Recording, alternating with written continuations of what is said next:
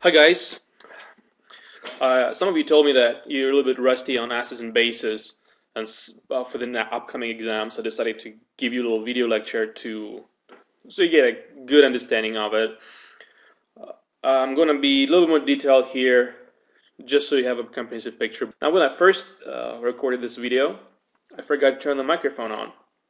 Luckily, I have my slides, and I'm just going to go over them. So, acids and bases, what are they? First of all, it's nice to know what they are. Well, the truth is that anything that has H up front in the formula is an acid. And anything that has OH in the formula, written together like that, is a base.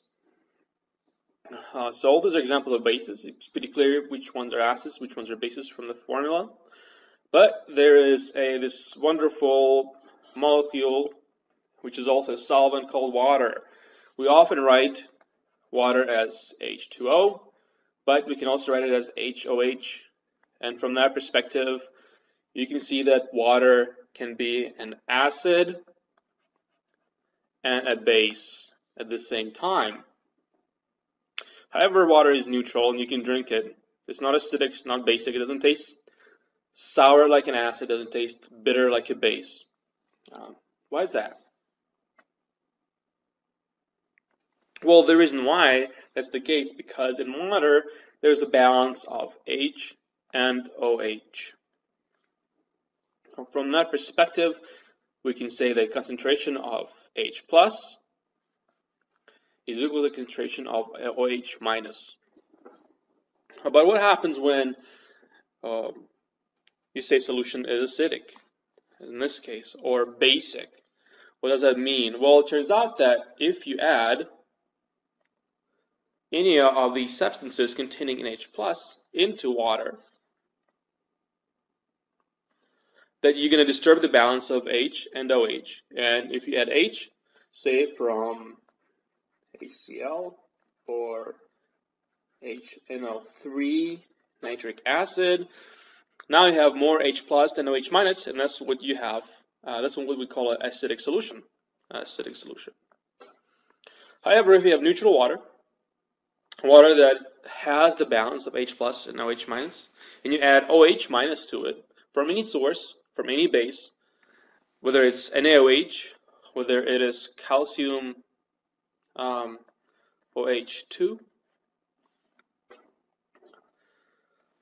So in that case, actually it's insoluble, but so what's going to happen is that you're going to increase proportion of OH in the solution. And when you increase the proportion of OH, then you're going to have a basic solution. So if you have more OH than H plus, you have a basic solution. Now,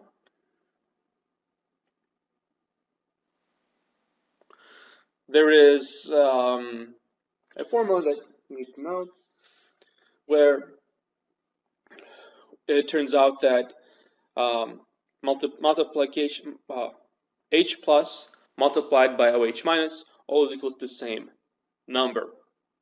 So which means that whenever we're adding H, OH decreases, and vice versa. If we're adding OH, H plus decreases when we alter our balance.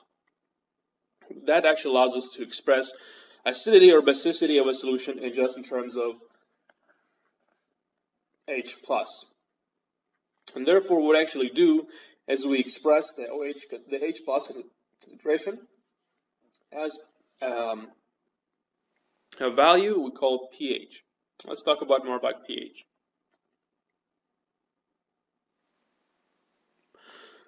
We'll start with the pH scale.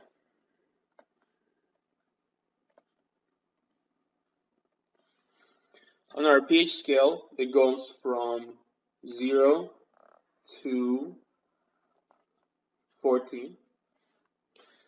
If the pH of a solution is 7, then we say that our solution is neutral. That means that H plus and OH minus concentration are balanced, they're equal. But what happens when, for example, we add OH into our solution and our solution becomes basic? our balance is disturbed, what's going to happen then is we have more H than H plus in that case. So if you have pH of anywhere between pH equals 7 to 14, you have a basic solution. So what happens if I ask you, this solution of pH equals 9.1 basic or acidic? And you would say it's basic because the pH is 7 and 14. You'd also say that you have more H present than H plus present. Now, in terms of, say we start with a neutral solution at pH 7 and we add our acid, any kind of source of H plus, and then our pH is going to be between 0 and 7. In that case, we're going to have an acidic solution. That means that we're going to have more H plus than OH minus. And like with many things in chemistry, there's different ways of describing that situation. We can say that we have excess of H plus. We can say that our solution is acidic. We can say that we don't have enough hydroxide. It's less than H plus. One thing is this species H plus. We have many names for it. We can call it hydrogen ion. Sometimes it is called proton, so it may be called proton in your book. So don't be surprised if they say word proton, it's H plus. And another name for it is a hydronium ion. You definitely need to know this one. It's called hydronium ion, and it's sometimes written as H3O plus. And they are the same thing. Why do we call them different names? Well, there's good reasons for it. Again, for now, it's better just to remember that H plus, our hydrogen ion, is also called hydronium ion. It can be written as H3O plus. It's our proton. Let's look at the first problem type that you will encounter on the exam. In this case, we will be asked to calculate the pH of a solution if we're given H plus concentration. Or sometimes they give you H3O plus, but the same thing. Hydronium ion, hydrogen ion, and such. So let's see, given. We're given a concentration. The square brackets right here mean that is molar concentration. And so the molar concentration of H3O plus is 1.3 times 10 to the negative 12 molar. We are asked to find the pH. Now to do that, we have to use the pH formula.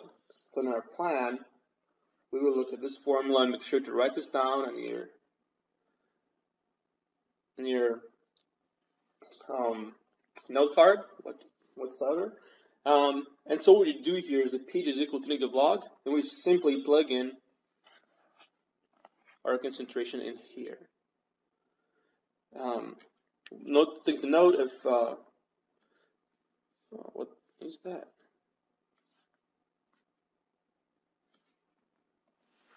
So we had a little bit of technical difficulty. So what I'd like to say is that when you look at your calculator and look at this beautiful picture of your calculator, the log button is actually found here. And you have to press it twice to get to the log. It says ln log on it. First time you press it, you get ln. Second time you press it, you get the log.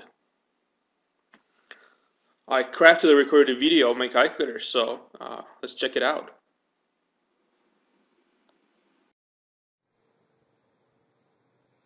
So the pH is equal to negative twice log, and then we type in 1.3 times 10 to the power of negative 12. Once over, close the bracket, press enter. Here we go. Here's our pH.